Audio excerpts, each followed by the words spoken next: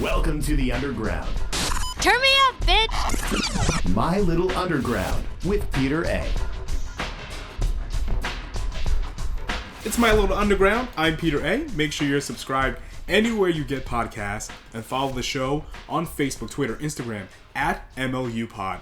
And you can also follow me, Peter A, on Twitter and Instagram at itspeter_A. Returning to the show, we have Ali Melendez. And we're going to talk all about her brand new Instagram TV show, The Ali Melendez Show. We're going to talk about her work with Box and Flow, our shared love of running, and her continued progression into the sports world. And that's right here on My Little Underground.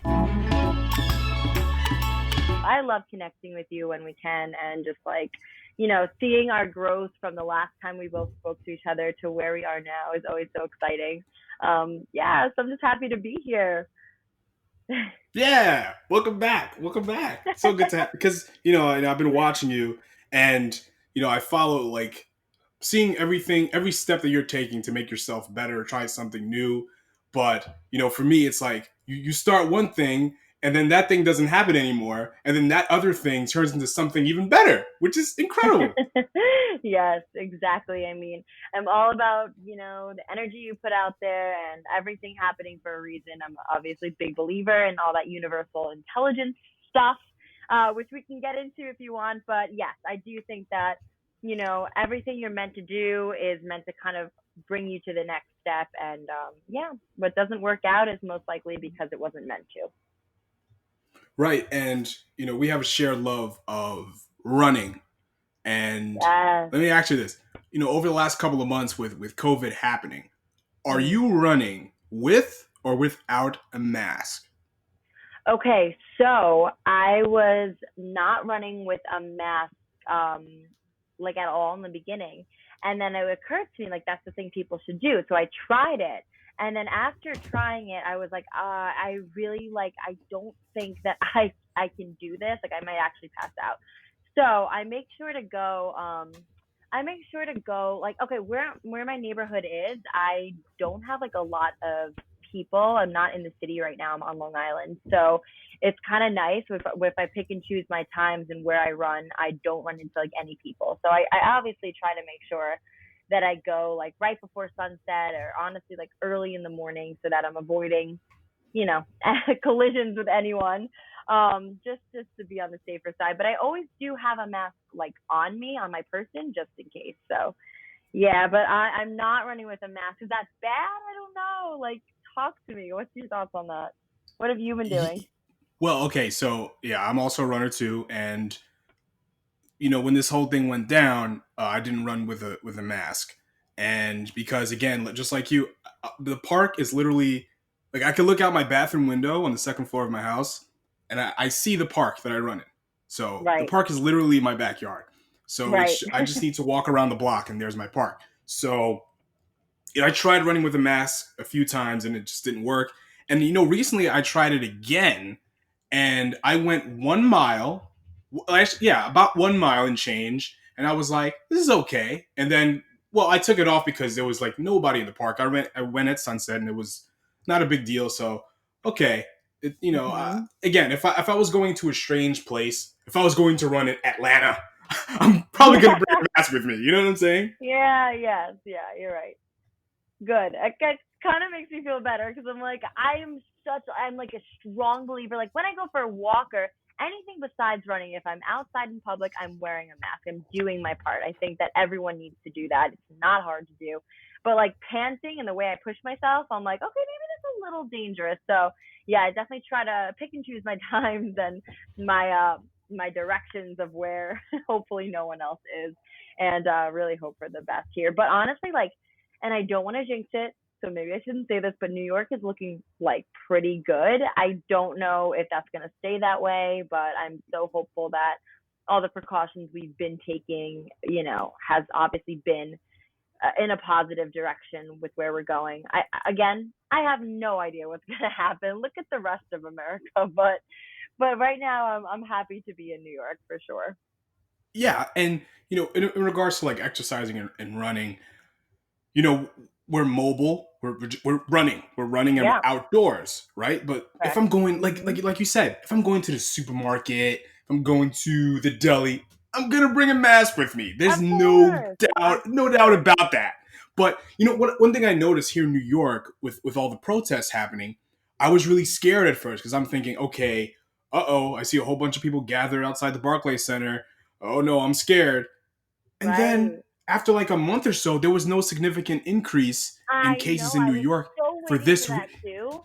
And you know what? I feel like Dude, I was kind of surprised, but obviously very happy that there wasn't any increases. But yeah, that was crazy because I was definitely like, I even went to a couple protests here on Long Island, and I was just like, you know what? I'm gonna do my best to, obviously stand up for what I believe in, but at the same time still take note that there's a pandemic and that I want to do my part and keep a social distance. And it was super, super effective, at least, the ones that I've been was attending and all that stuff. So yeah, it's definitely nice to know that we were able to do that and continue to do that and still be safe and wear masks and yeah.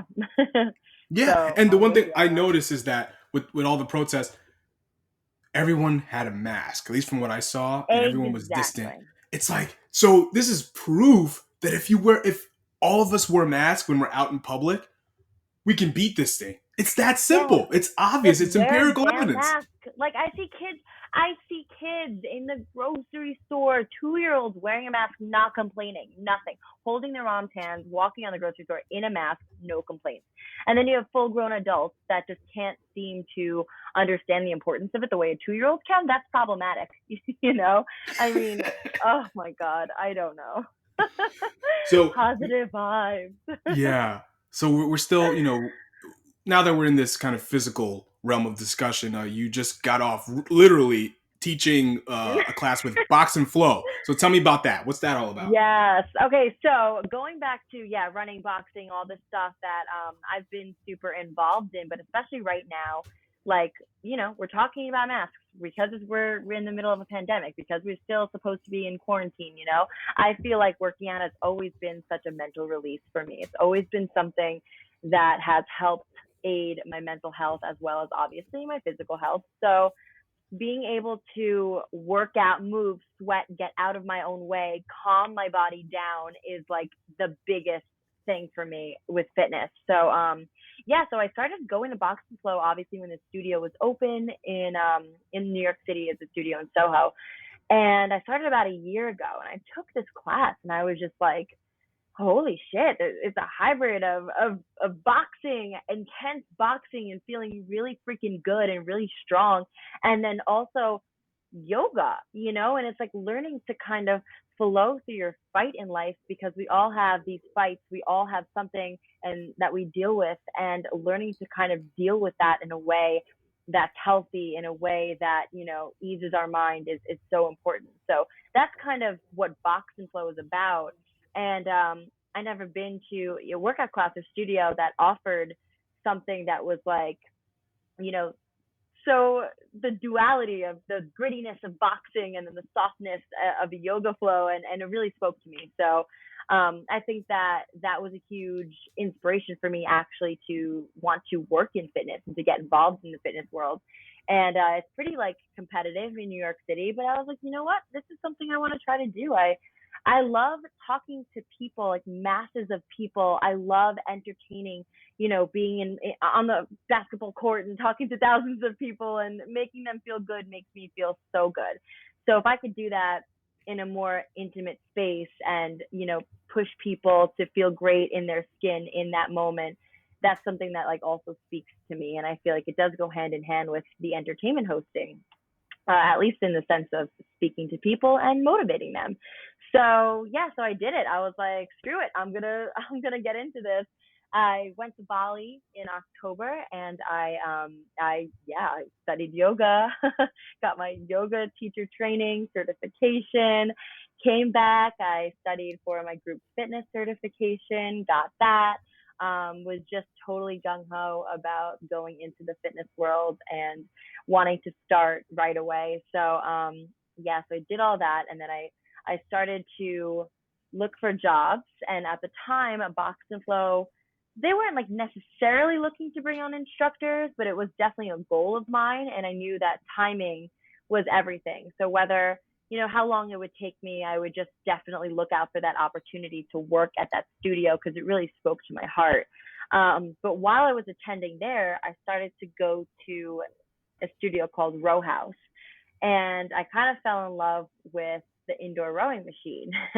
So I fell in love with it because it's extremely different and it challenged my body in a completely new way. I wasn't used to rowing. I was never on crew, anything like that. And I feel like the movement that your body has to take to be, strong and to be able to do this is such a different movement than boxing, such a different movement than yoga.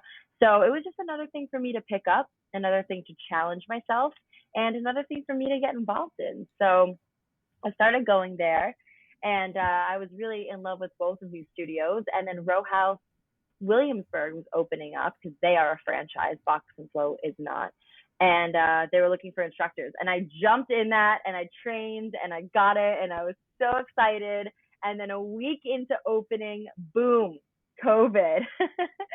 So I'm like, oh my God, So just, being able to navigate these digital classes and being able to stay involved with the communities that I started to get involved in with fitness and with Row House and Box and Flow has been challenging but fun, and I wish I could be back in the studio, obviously, but I'm finding that these digital classes are really going to become the future. So I'm happy to, start here as well, and see how far I can go in the digital world with fitness. So anyway, with that, it's been amazing. We're figuring out how everyone can kind of get involved because not everyone has an indoor erg sitting in their house. So with Row House, there's a few more logistics to figure out there with indoor classes. With digital classes. But with Box and Flow, basically, we just stayed in touch the whole time, me and the founder. And when she was looking to bring on more digital instructors, I reached out.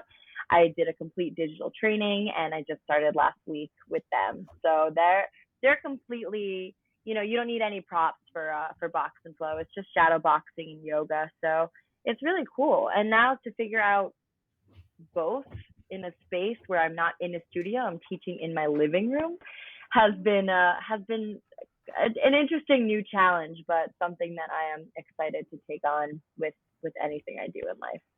So far, so good. So let's talk about your sports hosting, A10 conference, New York Cosmos, for sure. Long Island my Nets, God. Yeah. all that stuff. And then here comes COVID. So how has the lack of sports over the last couple of months affected you? Oh my God.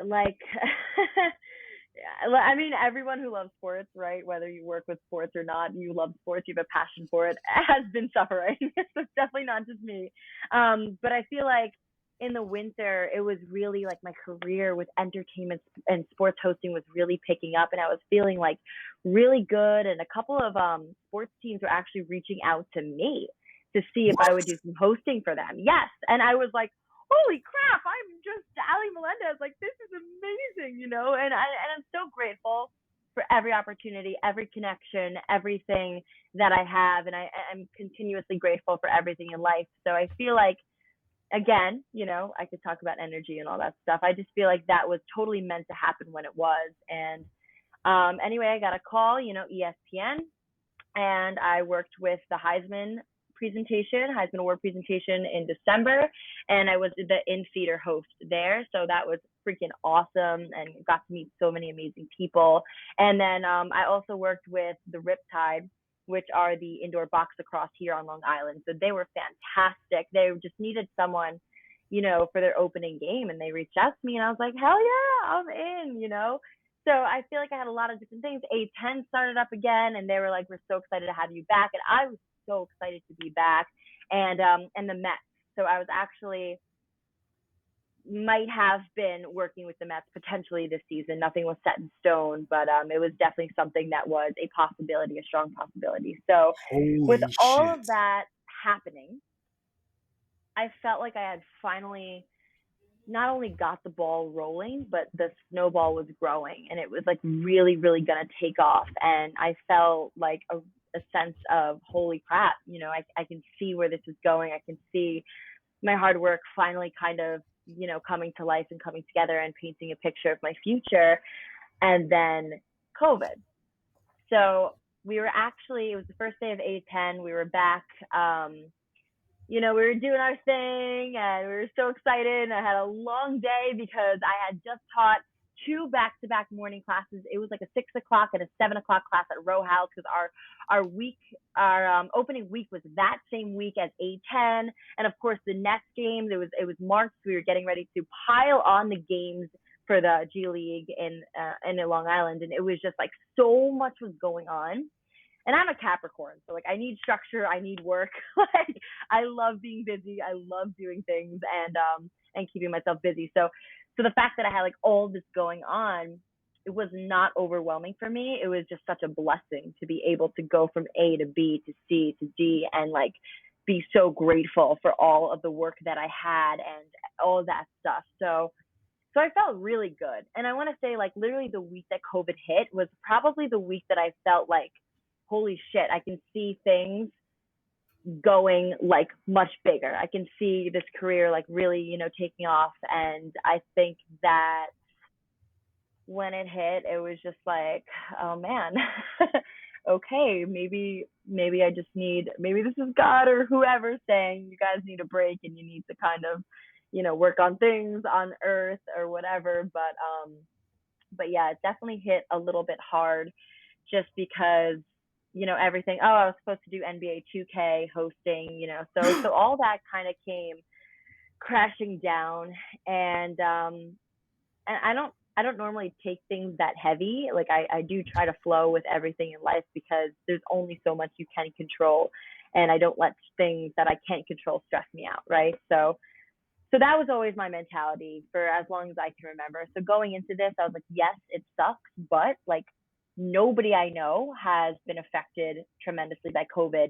Nobody I know has died. Nobody I know has, suffered a loss or a sickness or whatever. And I just feel so grateful for that. So to remind myself that this is a pause, kind of, that everybody is feeling, and that this moment is not going to be forever, and that sports with audience members are going to come back. Fans are going to come back. And I know that, and I don't know when, I don't know what it's going to look like, but I'm hanging on to that hope because I really feel like that is going to happen. And when it does, I'm going to be there. And I know that things will just pick up. And I'm excited for that. But right now, I'm just in the same boat with everybody else. And I can't wait for sports to come back. And I'm glad NBA is back. I'm glad MLB is back. Obviously, of course, their season is short. And NBA G League is not back, which sucks for me, but that's okay. But yeah, I'm just happy. The Nets have been killing it. I'm super happy about that. Blazers last night too. And I'm into sports betting a little bit right now. I'm not doing it myself, but I am hosting this show that just got picked up. So I am excited about that and this next chapter, and diving back into sports in any capacity just makes me really, really excited. So happy. Tell me about the sports betting show. Of course. How you got yeah. Okay. So I worked on, Reward the Fan, right? It's that like entertainment show that the app that live streamed, and basically people could play and play along, in real time and win real time things. And we would give away tickets to concerts, to everything like you can think of, sports, Broadway shows, whatever, right? So obviously, with COVID, there were no more concerts, no more Broadway plays, no more sports tickets to give out. So Reward the Fan went under, and unfortunately, we all kind of had to disperse. And so a couple people that were on the production side that I had gotten really close with through Reward the Fan went to this other show, and they were growing it for a while. I didn't know the logistics of it or what it was going to look like, but I knew it was sports betting, and I didn't know when sports would come back, but they were like, will you be the host? And I was like, listen, whenever you're ready to pick this up, I am so in. Count me in. Like, I'm your girl. So we had 2 episodes when UFC came back, and now that more sports are back, we're gonna pick it up again, and it's gonna be once or twice a week for now. And I'm so excited to dive back into some sort of consistent normalcy with entertainment hosting. So this show is going to be really exciting. I'm excited. It's Line Sniper HQ on YouTube. And I don't know where else it's going to go. Just YouTube for now is the main home for it. But it's great. It's like the group of guys are awesome. And, I love I love talking about sports. So it's a lot of fun. So far, so good. And I'm learning a lot about betting. So I'm not sure if that's something I'll partake in soon, but it's definitely very helpful for those who are interested in betting and wanting to know where they should place their money for sure. So Line Sniper HQ on YouTube. Yeah, check it out. It's awesome.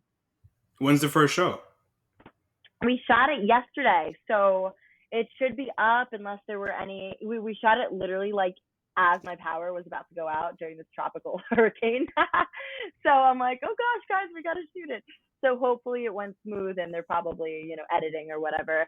But yeah, you could find it on YouTube. Whenever they post it, I will definitely let you know. And the next one will be tomorrow. It's about UFC, and I'm going to shoot it actually in the studio. They built out a mini studio, so we'll be sure to socially distance as much as we can. It's a very limited people in the studio. It's just myself, 2 production people, and then everybody else is going to be live streamed on all the moderators. So it should be good. I'm excited for that for sure. For sure.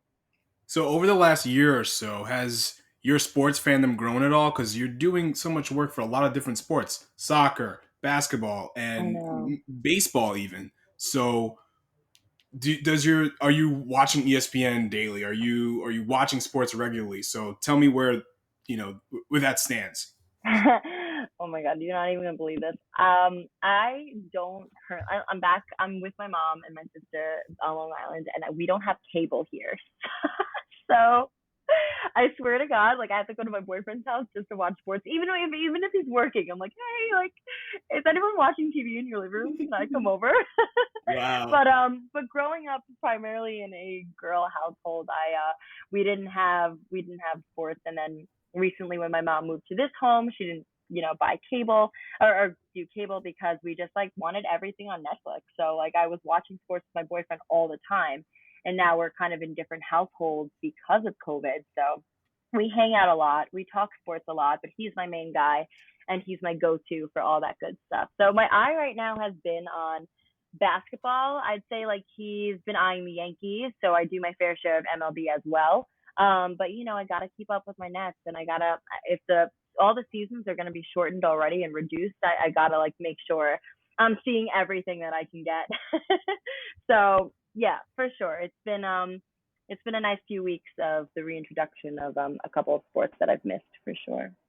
So you can consider yourself a sports fan. Is that fair to say? Oh my God, I can absolutely consider myself a sports fan for sure. Yes. And it's so crazy because like years ago, I couldn't picture, I just didn't picture, my career going into sports. I always knew it would be hosting and working with people in some capacity, but I just didn't even realize it would be sports. And you know what? As I keep saying, and as I always say, everything happens for a reason. So it was meant for me to jump into sports, to find this passion that I have, especially for basketball. And it's just like, I'm in it to win it, and my passion is just growing, and I'm very excited about it, and I can't wait for cable in my next home. So you would buy tickets to a sporting event. You're that much of a fan. Buy tickets to a sporting event? Oh, absolutely. Oh, absolutely. Great. Okay, I'm just making sure. Oh yeah, and I have. Yeah, for sure. I went to a bunch of Mets games and Yankee games because most of my friends are Mets fans, but my boyfriend, he doesn't care really. He's all for New York, but he does prefer the Yankees. And obviously I am like I grew up going to Mets games, so I'm all for like anything New York, but I'm also a big fan of the Giants. I'm also obviously a big Nets fan, that's for sure. So yes, so we went to a lot of baseball games. Obviously I went to almost most of the Nets games last year. Whether I had to buy my ticket or whether I was able to get a comp, like I was there. So yeah, I'm for sure a sports fan through and through. What's up with Allie Answers? What's going on with that? Oh my God, dude. I don't even know because like we were working with a production company for that and it was really awesome, but I wasn't able to figure out a way to like bring in money. So I kind of just not like I quit it cold turkey. I just put it down and haven't yet picked it back up. So I'm not certain with what to do with that in the next steps. However, I am working on a sports kind of based podcast right now that is in the works. So I think that most of my energy between my little IGTV series, which I mostly just do for fun, and now kind of building out this podcast, which should be running within, I want to say by September, but I don't know for sure, but I'm hoping for that. Yeah, so that's where most of my energy is going to. So the Ali Melendez show, right, the IGTV, I used to have that on the radio, which was a lot of fun. And then I stopped it because they were asking for money, and I was like, I just graduated college. I don't want to I don't want to pay for that spot, whatever. So I stopped it, and it was unfortunate because it was something that I really enjoyed, just like talking to people and learning things about, why people, what are people's whys? I'm so curious about what drives people, what they're passionate about, what their purpose is. And I think that, part of this time that we have been spending in quarantine has made me realize that that's something I really enjoyed. So why not pick it back up? Yes, I'm not on radio anymore, but I could definitely bring it to life on other platforms. So I brought it to life on IGTV as a series. It's been a lot of fun so far. I had 6 weeks of it. I just shot my 6th episode on Tuesday, and with Shay Hillenbrand, actually. Great episode. Yeah, it was awesome. You know what? I have been following him for a little bit because we have some mutual friends in the social media world, which is crazy that I can call them friends and never met them in person. But that's just the day and age we're in. So yeah, and they were just like, you got to meet Shay. He's right up your alley. You're both super positive. You're both into sports, obviously. So meeting him and talking to him about his story was so empowering to me, and I really enjoyed it. And he's a great guy through and through. So it was so nice to have him on the show. And I gotta have you on the show sometime. We'll talk off air, but you gotta come on. Absolutely, that would be so much fun. I have to have you on, so that would be awesome. But so yeah, I did that, and that's kind of just a passion project. Some people ask me what are my goals with that, or how am I gonna try to get money from it? I'm not, I never saw it that way. It's just genuinely something that drives me and makes me so happy to just talk to people, pick their brain, hear their stories. That's something that I have always loved. So yeah, I'm doing that for fun right now. Hopefully if I build out this podcast soon and correctly with the right people, that'll be another thing we could talk about real soon. So far so good. Just seeing what else I can do to really stay busy since I don't have, anything with sports right now in my career. So I'm still contracted to the Long Island Nets, of course. I just, nothing going on with G League. And I will keep you posted on when our season comes back. So not sure yet. I think the Ali Melendez show is incredible, and I want to talk more about that. But you brought up the sports podcast that you're building. So is this show, are you going to be giving your opinion and your takes on sports?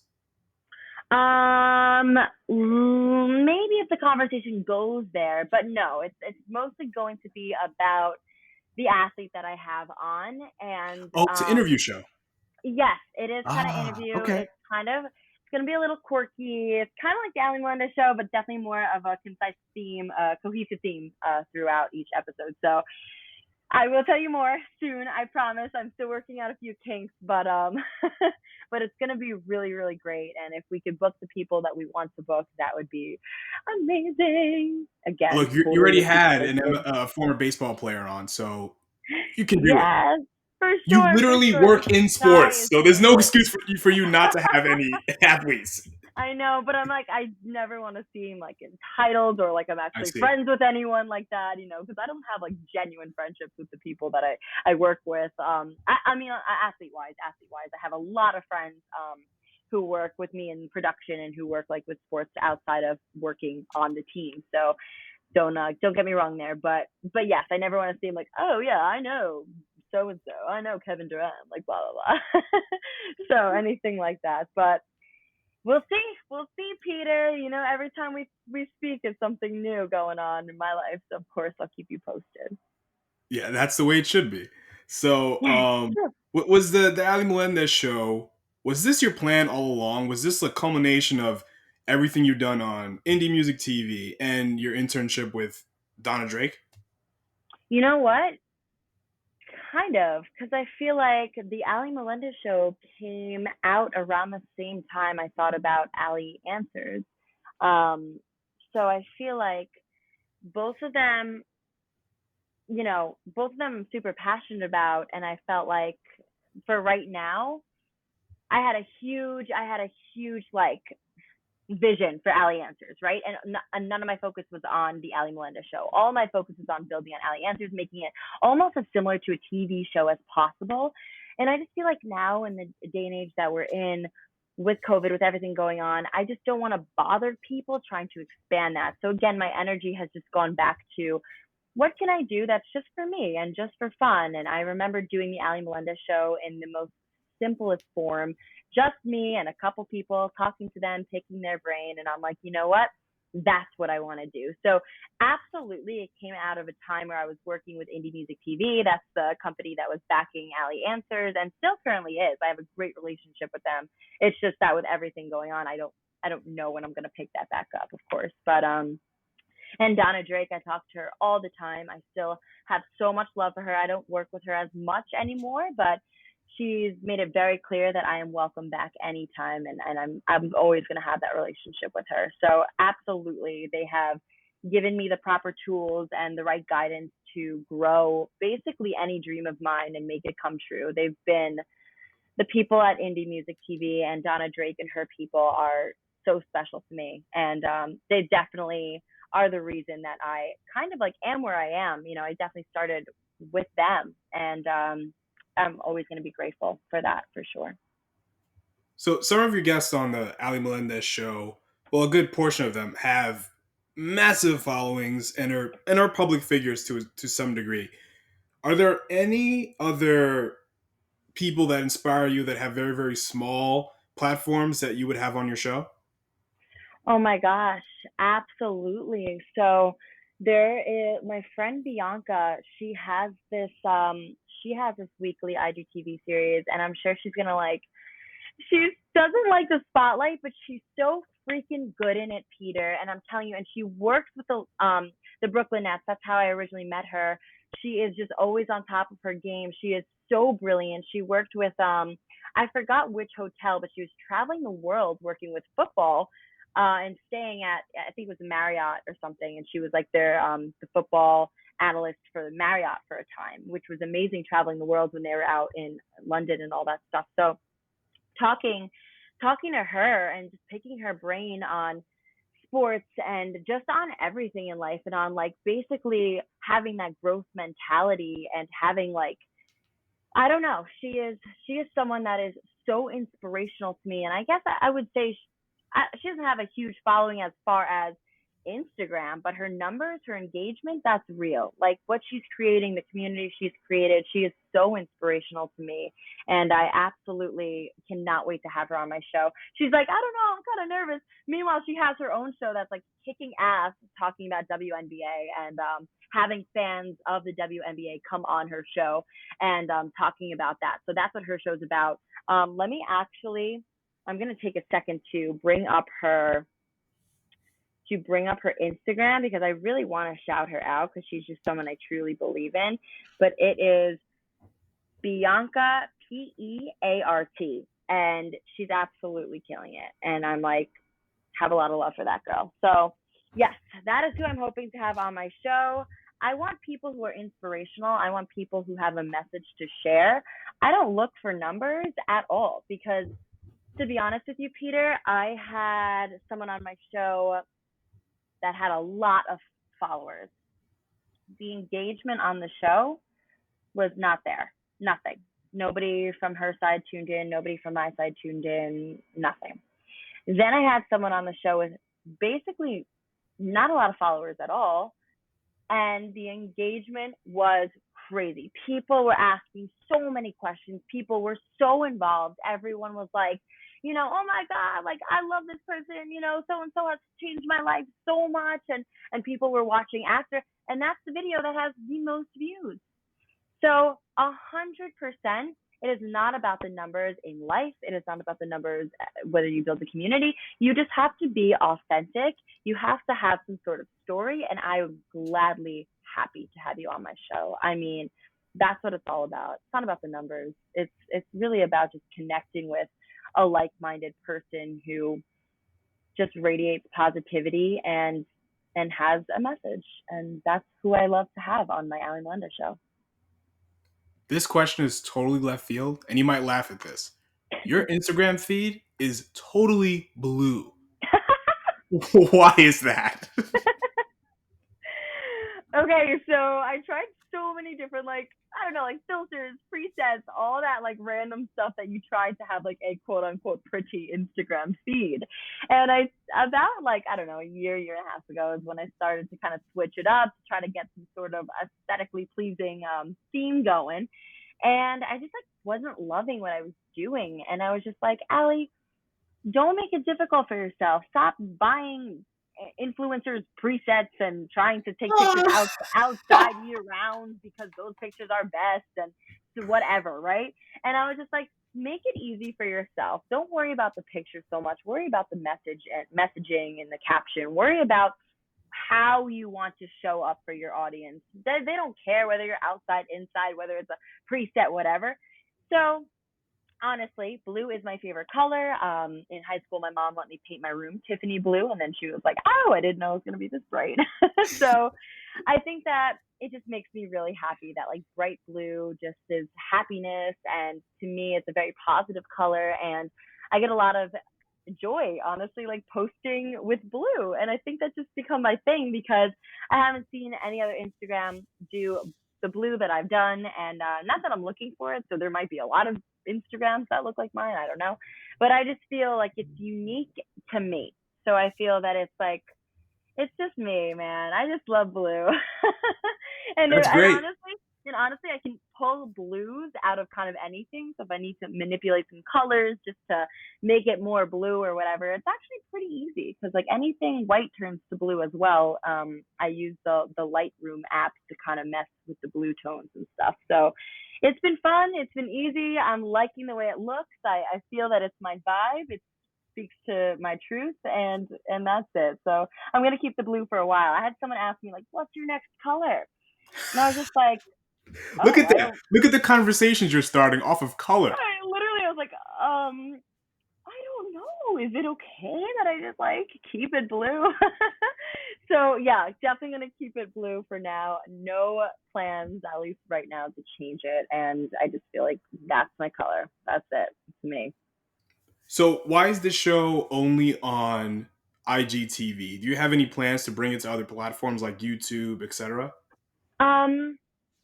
Again, no, but it's not off the table. It's just I just feel like I'm on Instagram a lot. That's my platform of choice. I have a TikTok, but I'm not on it. I just downloaded it because I thought that was the cool thing to do at once. And then I was like, I really can't handle all these platforms if I want to actually have a real career outside of my phone. I gotta put my energy elsewhere besides my phone. So I just kind of keep it to Instagram. So, yeah, so that's why I was like, you know what? I like the idea of IGTVs. I do happen to watch a couple people's IGTV shows and workout videos, and I find it super helpful and super easy to just already be on that platform and not have to click into anything else or whatever. So I was like, you know what? For me, this is exactly where I want it to go. In the future, it might go on YouTube for sure. At least my podcast will be on YouTube. So that'll definitely not be, it's going to be a recorded podcast because obviously I can't speak to anyone face to face right now with everything going on. So we'll stream it. It'll be a lot of fun, and that will be on YouTube. And then I'll probably just keep the Ali Melendez show on IGTV for now. So what are some of your goals with the Ali Melendez show? What kind of show do you want to be? For example, this show, My Little Underground, is primarily for musicians. I want to be the haven for new artists, new music discovery. What is your mantra for your show? What's the tagline? What's the purpose? Okay, that's a great idea. I mean, that's a great thing you said, not a great idea. I'm thinking of ideas and I'm literally talking to myself out loud. So basically, yes.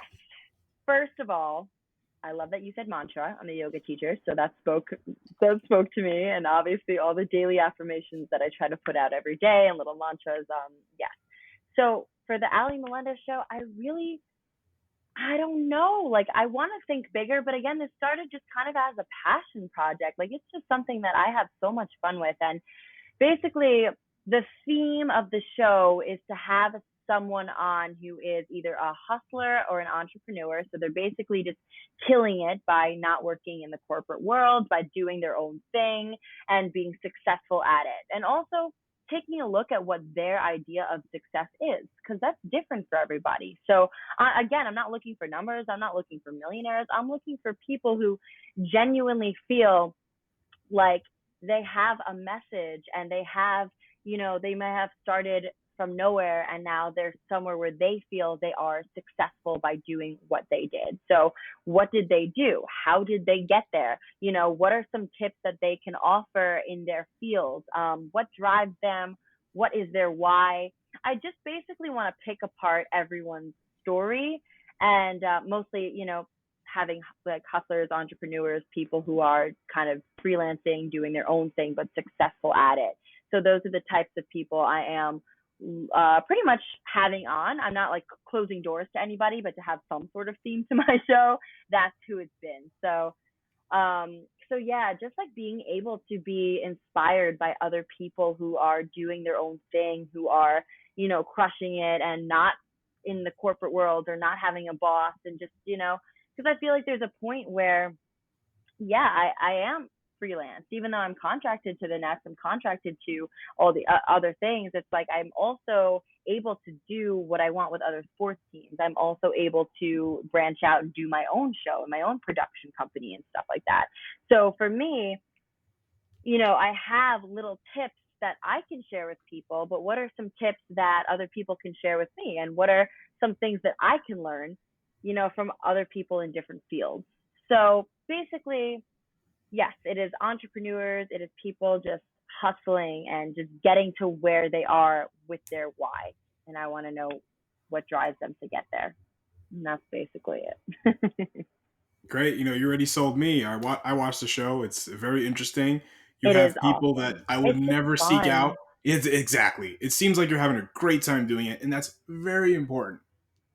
It is so fun. And I'm just happy. I'm just happy to be here in this moment. And I can dwell on, I should have been with the Mets, and I could have been so far with Riptide, and I would have been doing this, and this. And it's like, I will have that shot again. I know it's there. It's just like right now, we're all in the same boat, and I am genuinely like grateful for my health and for everything that I've been able to do that I probably wouldn't have. I probably wouldn't have brought back the Ali Melendez show. I probably wouldn't have dove into Box and Flow digitally and all the stuff that I'm able to do now because of the situation we're in. So yeah, it has a lot of negatives, but if you focus on the positives and what you're able to do now during this time and how you can continue to better your life, how you can continue to grow, I think that's where our focus and energy really needs to be. At least that's where mine is.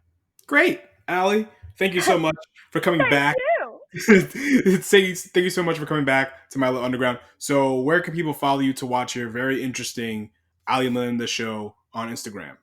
Oh, of course, darling. It is at Ali.Melendez on Instagram. Like I said, that's my main platform. So you can always message me, always, whatever, reach out.